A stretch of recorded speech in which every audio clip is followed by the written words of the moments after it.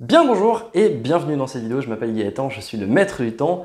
Aujourd'hui, nous allons traiter de la thématique, finalement, pourquoi est-ce que vous courez sans cesse après le temps et les 3 erreurs que vous faites qui finalement vous donnent ce que j'appelle le sentiment du hamster, c'est simplement le fait qu'à la fin de la journée, vous avez toujours l'impression que vous avez couru partout dans tous les sens, mais vous avez le sentiment de ne pas forcément avoir accompli grand chose de la journée et c'est un sentiment un peu frustrant que j'ai envie justement d'éviter que vous ayez. C'est notamment une thématique que j'ai eu l'idée de traiter à la suite d'un coaching que j'ai eu avec l'une de mes clientes qui avait ce problème et finalement je me suis dit mais il y a beaucoup de personnes qui ont ce problème et qui notamment font ces 3 erreurs, donc je voulais partager aujourd'hui dans cette vidéo. Si vous avez envie de suivre davantage de vidéos de ce type, je vous invite d'ores et déjà à vous abonner et à ne pas mettre la cloche parce que malheureusement ça fait des distractions supplémentaires et c'est pas mon but. Ok. Le sentiment du hamster, comme je le disais, c'est finalement le sentiment que l'on a quand on a terminé sa journée et qu'on regarde un petit peu ce que l'on a accompli et on se rend compte qu'on n'a pas fait grand-chose, alors que on a couru dans tous les sens. Et souvent, ça vient notamment de la première erreur, qui est justement l'erreur numéro 1. Et ça, c'est un truc qui vient assez régulièrement, c'est notamment le fait que occuper ne veut pas dire efficace. Occuper, quand on s'occupe, c'est pas égal à efficace. Et c'est pour ça que souvent, c'est notamment l'une des raisons, l'une des erreurs que font les gens et les entrepreneurs que j'ai pu accompagner ou pas, ils font cette erreur parce que finalement, on est dans un sentiment, dans un monde où il faut être occupé H24. Si vous n'êtes pas occupé, vous passez à côté de votre vie. Et donc du coup, on a un petit peu dans cette tête ce modèle mental qui se passe. Et finalement, qu'est-ce qui se passe ? Plutôt que de s'assurer de terminer une tâche et d'avancer sur la suivante ou d'en faire un certain nombre, on veut en avoir 40 qui sont mises en place. Et finalement, on est plus occupé que efficace. Et c'est ce qui nous donne justement le sentiment du hamster en fin de journée parce qu'on va courir dans tous les sens, on va être occupé, mais on ne va pas accomplir. Et l'accomplissement se fait justement dans l'efficacité. Donc ça, c'est le premier élément. L'erreur numéro 2. Hop là, numéro 2. Ça, c'est un truc que je vois assez régulièrement, c'est que finalement, on aime bien commencer les tâches. Ah, je dois faire ça. Ah, je dois faire ça. Ah oui, c'est vrai qu'il faut que je commence à écrire une publicité pour Facebook. Ah, il faut que j'écrive un article. Ah, il faut que je remette à jour mon site web. Ah, il faut que je fasse mes cartes de visite. Ah, il faut que je fasse ça. Ta, ta, ta, ta, ta. Et on court dans tous les sens. Ah, il y a un appel. Ah, il faut que je fasse ça. Il faut que j'aille à tel rendez-vous. On court sans arrêt dans tous les sens et finalement, on commence les choses sans jamais les terminer. Et ça, je vais prendre un petit papier histoire de... Voilà, on va le mettre ici. Histoire de s'assurer que vous compreniez ça, j'aime beaucoup présenter ce modèle. Ouais, on va prendre l'espace, on va faire les choses bien.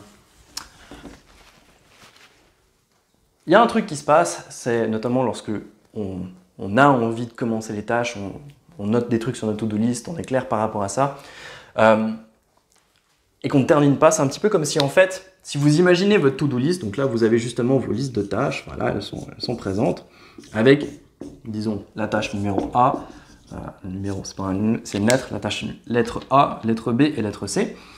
Finalement, chacune de ces tâches, vous allez dire, ok, je vais peut-être commencer par la première, ensuite attaquer la deuxième, ensuite la troisième.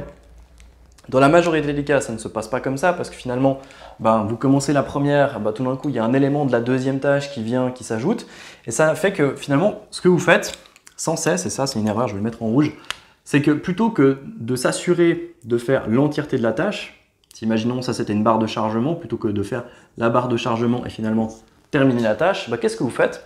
C'est que vous avancez un petit peu, ensuite vous faites un peu ici, ensuite un peu ici, ensuite un peu ici, et finalement vous ne terminez jamais la tâche à fond, ce qui fait qu'elle vous reste dans la tête.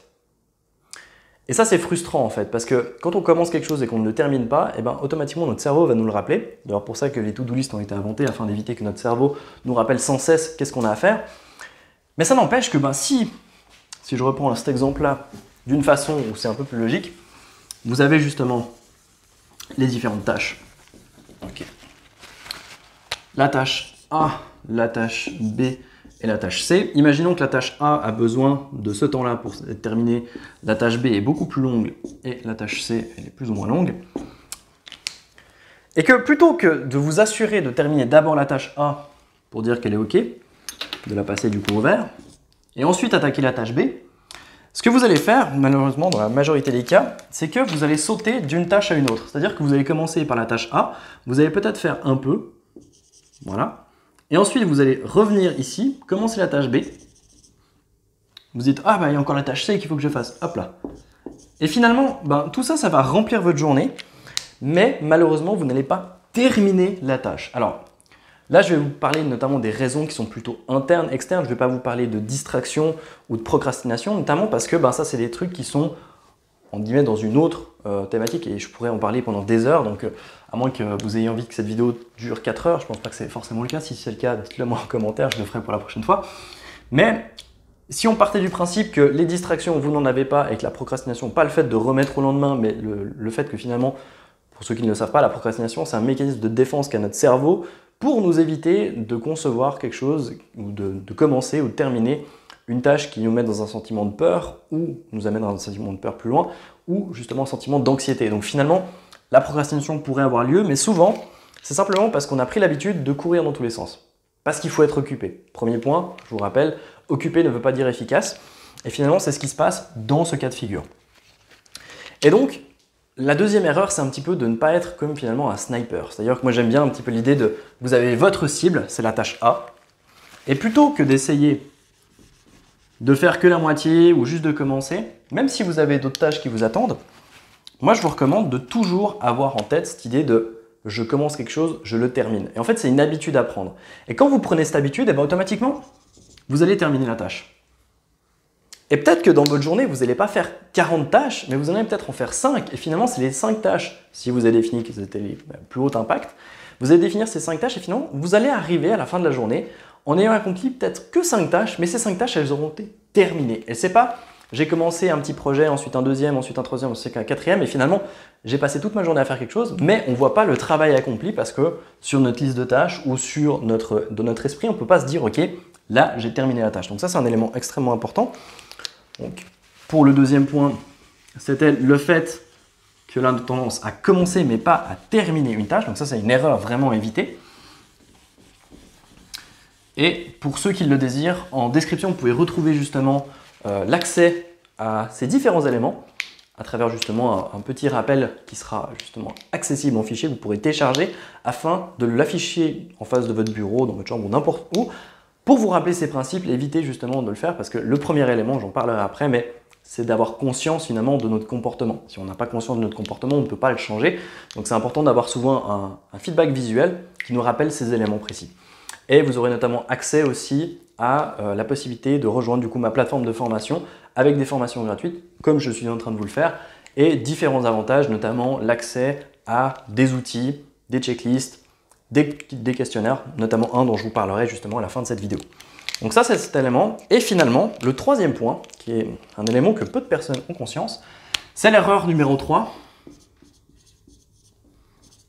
Cette erreur numéro 3, elle est assez intéressante parce que c'est pour tous ceux, je vais le faire en rouge parce que j'aime bien faire des dessins aujourd'hui, je suis d'humeur, je vais faire un petit cœur. C'est pour toutes les personnes qui aiment ce qu'on appelle l'urgence.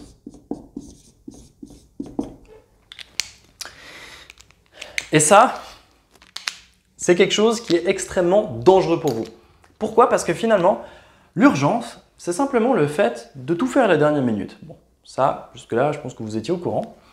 Mais qu'est-ce qui se passe? C'est quand vous aimez faire les choses dans l'urgence, ou peut-être vous vous dites aujourd'hui que vous êtes plus efficace dans l'urgence. Quand vous faites les choses à la dernière minute, vous êtes plus efficace. En réalité, c'est pas que vous êtes plus efficace, c'est que vous n'avez pas le choix. Et c'est comme si maintenant je venais avec une tempe de pistolet, enfin un pistolet sur votre tempe et je vous dis ok, fais-le ou tu le fais pas, je te tue. C'est un petit peu l'idée qu'il y a justement dans l'urgence. Alors ça nous donne certes un gros rush d'adrénaline, ça nous donne certes ce sentiment d'être vraiment efficace, mais sur le long terme en fait, tout ce que l'on aime, c'est bien. On peut par exemple aimer le café, on peut peut-être, je sais pas, aimer de temps en temps boire un verre d'alcool. Le problème qu'il y a, c'est que quand on aime trop les choses, ça devient une addiction. Et quand on aime justement quelque chose à un tel point comme par exemple l'urgence, qu'est-ce qui se passe? C'est que justement, l'urgence va créer, je vais mettre un gros U et je vais vous montrer un petit peu comment ça fonctionne. Ça ressemble un petit peu à un cycle, c'est-à-dire que vous avez l'urgence. Vous savez que quand vous faites les choses dans l'urgence, ici, il y a notamment, comment dire, il y a 3 facteurs qui font que vous pouvez être addict à l'urgence. Le premier, c'est le fait justement d'avoir ce sentiment d'être réellement efficace quand vous êtes dans l'urgence. Aussi, l'autre chose, c'est un des éléments notamment qui vous rend addict à ça, c'est que le win, entre guillemets, il est tout de suite.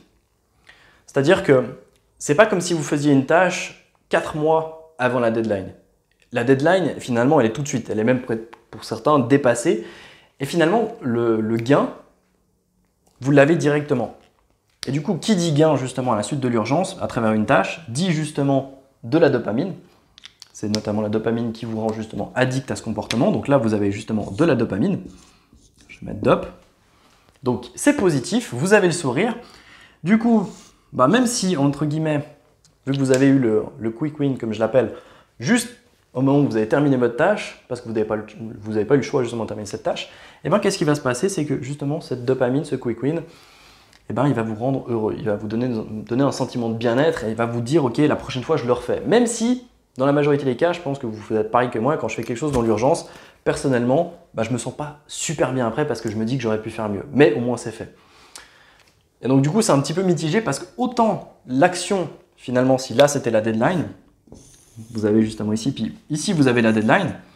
Si là, vous avez justement la récompense de vous dire, ok, j'ai terminé la tâche, je reçois quelque chose, et bien, si vous l'avez, par exemple, un truc assez concret, vous écrivez par exemple un article de blog. L'article de blog, vous êtes censé le publier dans un mois. Pourquoi est-ce que vous ne l'écrivez pas tout de suite ici, à disons jour 0, J0? Pourquoi est-ce que vous ne les écrivez pas à J0? Mais vous allez attendre justement à J peut-être moins 3 ici, avant la deadline, pour pouvoir l'écrire. C'est simplement parce que le délai au moment où vous allez avoir, entre guillemets, la récompense de la tâche, soit la possibilité d'avoir des partages, des personnes qui vous disent que c'est un super article de blog, et bien finalement, c'est à ce moment-là que vous allez recevoir ça. Et tandis que quand vous l'avez écrit, vous n'allez pas tout de suite le mettre en publication. Et donc, du coup, vous allez attendre le dernier moment pour finalement avoir la gratification instantanée. Et ça, c'est ce qui justement donne, dans l'urgence, là, il y a la gratification instantanée. Gratification, j'écris vite, ok, instant. Qui amène justement sur de la dopamine, qui amène du coup sur un sentiment de bien-être, qui amène justement à refaire de l'urgence. Et ça, malheureusement, c'est une addiction qui est vraiment présente chez beaucoup de personnes. Et en fait, sur le court terme, ça va de, entre guillemets, faire les choses dans l'urgence. Le problème, c'est que vous êtes ici parce que justement, vous avez le sentiment du hamster. Le sentiment que vous courez dans tous les sens. Du coup, à force d'avoir... Si vous avez juste une tâche, je reprends le schéma que j'avais avant. Si vous avez juste une tâche, on a la tâche A, hop là, la tâche B, hop là, la tâche C. Si vous avez juste la tâche A qui est juste ici, là, vous êtes à la deadline, c'est rouge. Ça va encore parce que vous avez encore la possibilité des autres de les mettre à plus tard, etc. Le problème qui se passe, c'est que si vous êtes justement dans l'addiction à l'urgence, vous aurez envie que votre comportement se fasse toujours à la dernière minute. Et quand tout se fait à la dernière minute, vous pensez bien que ça devient un petit peu stressant. Et quand on est stressant, quand on est stressé, on aura tendance justement à vouloir faire vite ici, vite ici, vite ici, vite ici, vite ici, vite ici, vite ici, vite ici, vite ici, vite ici, vite ici, vite ici, vite ici, etc. Et finalement, peut-être que vous allez réussir à tout faire, mais ce ne sera pas une période fortement agréable. Donc ça, c'est vraiment un élément que je vous invite fortement à faire attention pour éviter justement d'être dans le sentiment de l'urgence constante et d'avoir finalement à la fin de la journée ce sentiment du hamster parce que vous courez dans tous les sens mais vous n'accomplissez pas les choses au bon moment. Donc ça rejoint un petit peu le point 2, je vous invite lorsque vous commencez quelque chose à le terminer et si possible du coup à ne pas le faire à la dernière minute parce que ça vous donnera aussi ce sentiment d'urgence et donc du coup vous aurez ce sentiment du hamster. Donc, pour ça, j'espère que c'est clair. N'hésitez pas si vous avez des questions de les poser en commentaire, je me ferai une joie de répondre. Voilà pour l'erreur numéro 3. Donc je vais écrire ça de façon un peu plus propre pour vous rappeler les différents éléments. Donc l'erreur numéro 1, je vais mettre 1 ici, c'est justement occupé ne veut pas dire efficace. 2, terminer ce que vous commencez. Terminer les tâches, comme ça voilà, c'est clair. Et le 3, c'est justement... Voilà, l'addiction à l'urgence. Ça, c'était justement pour les 3 erreurs à éviter. Et maintenant, on va voir un petit peu sur notre pyramide, je dirais justement avoir la conscience de ce comportement, vous avez un petit peu là rapidement des trucs tout de suite à vous rendre compte si oui ou non vous rentrez dans ces 3 erreurs. Mais maintenant, je vais rentrer un peu plus dans les détails de notre fonctionnement et finalement comment est-ce qu'on arrive à être dans le sentiment du hamster. Pour certains, c'est énorme. Pour certains, vous ne savez pas forcément comment en ressortir. C'était le cas notamment de ma cliente au coaching. Et en lui présentant un petit peu cet élément-là, elle s'est rendue compte justement que où elle se trouvait. La première chose, finalement, c'est le fait d'être occupé. Pourquoi est-ce qu'on s'occupe? C'est la première question. Et finalement, la raison pour laquelle on a envie d'être occupé, c'est on n'a pas envie d'avoir le sentiment qu'on n'a rien foutu de la journée. Ça, c'est un des pires sentiments, je pense, qu'on peut avoir, surtout quand on est entrepreneur et qu'on veut atteindre nos objectifs. On préfère avoir le sentiment justement d'être occupé que le sentiment de n'avoir rien fait. Donc, l'une des causes qui amène à ça, au niveau de notre comportement, c'est la clarté. C'est la première étape, la clarté. Est-ce que vous êtes clair par rapport à l'accomplissement de vos objectifs? Est-ce que vraiment vous savez par quel chemin vous devez passer pour arriver à ça? Si typiquement, j'ai pas besoin de bosser 12 heures par jour pour atteindre mon objectif parce que ce que je dois faire dans mon business, c'est par exemple faire ce type de vidéo. Et si, en guillemets, pour atteindre mon objectif, il fallait que je fasse une vidéo de ce type par semaine et que ça suffisait, c'est pas forcément le cas, mais imaginons que ça suffit, eh ben, la seule chose sur laquelle je devrais me concentrer, c'est faire ce genre de vidéo et pas potentiellement courir dans tous les sens, faire 36 rendez-vous, faire des webinaires, faire des trucs, partir dans tous les sens. C'est OK. Je suis clair, je sais que mon chemin pour arriver, c'est un petit peu cet élément-là. Si maintenant vous étiez ici, hop là, vous avez tout un chemin en fait qui vous amène ici, à votre vous du futur qui est super heureux parce qu'il a atteint ses objectifs. Et bien finalement, le premier élément, c'est la clarté, c'est le chemin. Est-ce que vous connaissez le chemin exact, les étapes qu'il vous faut pour y arriver? Parce que peut-être ici, voilà, vous aurez justement un chemin qui part dans l'erreur numéro 1. Ici, un autre chemin qui part ici. Donc ça, c'est vraiment la première chose. Être clair au niveau du chemin. Si vous êtes clair par rapport à ça, ça va être cool. Si vous n'êtes pas clair, vous aurez tendance justement à être occupé parce que c'est beaucoup plus facile et acceptable de dire qu'on est occupé que d'être vraiment efficace. Donc première chose, avoir une clarté par rapport à où vous voulez aller. Ça, c'est une première chose à avoir conscience dans votre comportement. La deuxième, c'est votre méthode. Ce que je veux dire par là, c'est les méthodes d'organisation. Méthode. Voilà. Au niveau de vos méthodes d'organisation, est-ce que ces méthodes vous permettent, je vais refaire le petit dé. Voilà. Est-ce que ces méthodes vous permettent vraiment de terminer les tâches, de finalement être efficace, de ne pas être addict à l'urgence? Bien souvent, les méthodes qu'on utilise, qui sont représentées, qui sont normalement proposées par des experts de gestion du temps, par exemple comme moi, eh ben, enfin, je dirais les autres parce que moi j'ai cette conscience de me dire que on est tous différents. Et donc, vu qu'on est tous différents, on doit avoir justement un système d'organisation qui est adapté à soi. Donc, ce que j'entends par soi, c'est à justement sa façon de penser, ses objectifs, son quotidien, sa personnalité du coup. Et pas des méthodes un petit peu miracles. Par exemple, si je vous dis, OK, utilisez une to-do list, il y en a certains, utiliser une to-do list, ça va faire partie justement de leur méthode d'organisation, ça va être leurs outils qui leur permettent, entre guillemets, d'être efficaces. Le problème qu'il y a, c'est que peut-être que vous avez justement des éléments, notamment par exemple, si vous utilisez une to-do list, d'avoir à la fin de votre journée le sentiment du hamster, parce que vous allez écrire 15 to-do list. Parce que vous avez ce besoin justement de tout mettre sur papier. Mais si vous avez 15 to-do list avec, imaginons ici, je vous fais la liste, vous avez 15 to-do list, vous avez vraiment une pétée de tâches ici à faire, puis vous voyez, vous arrivez là sur votre chemin, vous faites le début de chemin et vous arrivez ici, vous vous rendez compte qu'il y a une montagne de choses à faire, il y a de fortes chances que vous allez commencer à courir dans tous les sens pour essayer de tout faire. Alors qu'en réalité, c'est ok, la clarté, le chemin vous l'avez, mais la méthode, l'élément que vous utilisez pour vous accompagner sur le chemin, elle n'est pas la bonne. Parce que vous avez par exemple besoin de tout noter sur des feuilles, sur des to-do list. Donc dans ce cas-là, ce n'est pas forcément le meilleur outil qui est le plus adapté pour vous parce que vous aurez tendance à trop en écrire et donc du coup être dans l'obligation de courir dans tous les sens. C'est un exemple. L'autre exemple, par exemple, c'est le fait de ne rien planifier, de tout faire un peu à la va-vite, à la dernière minute. Pour certains, ça peut aller très bien, ça peut très bien se passer. Pour d'autres, le simple fait de ne rien planifier ou de trop planifier peut-être, vous aurez l'envie justement d'aller dans tous les sens. Donc les méthodes sont aussi un élément qui peut vous amener en guillemets à votre perte. Donc c'est pour ça que c'est important d'avoir les bonnes méthodes, les bons outils. Là, vous dites peut-être, ok, mais comment justement la bonne méthode, le bon outil? C'est notamment ce que je partage dans le système Chronos, qui est mon programme d'accompagnement en ligne. Mais avant cette étape-là, je vous propose justement à la fin de cette vidéo d'accéder dans la description à la formation justement que je vous parlais avant en ligne et les différents outils qui sont associés en fait à cette formation vidéo que vous êtes en train de regarder. Donc ça se trouve dans la description, je vous laisserai regarder ça, j'en parle encore une fois à la fin. Et même si, entre guillemets, vous êtes clair sur le chemin, vous avez finalement, hop là, vous avez ici un truc qui vous convient, où c'est ok, vous êtes super bien et vous pouvez quand même continuer votre chemin parce que vous avez quelque chose qui vous accompagne, qui vraiment vous soutient plus que il vous rend service. De toute façon, votre méthode d'organisation, votre système d'organisation doit vous rendre service. C'est la première chose à avoir en conscience, ce n'est pas un fardeau de l'utiliser. Là, je vous ai déjà donné une petite piste par rapport à ça. Mais finalement, si tout se passe bien à ce niveau-là, vous avez du coup le chemin, vous savez où aller, vous savez comment y aller, utiliser les bons outils pour y aller, mais il y a un truc qui peut quand même vous amener dans le sentiment justement du hamster, c'est votre programmation mentale.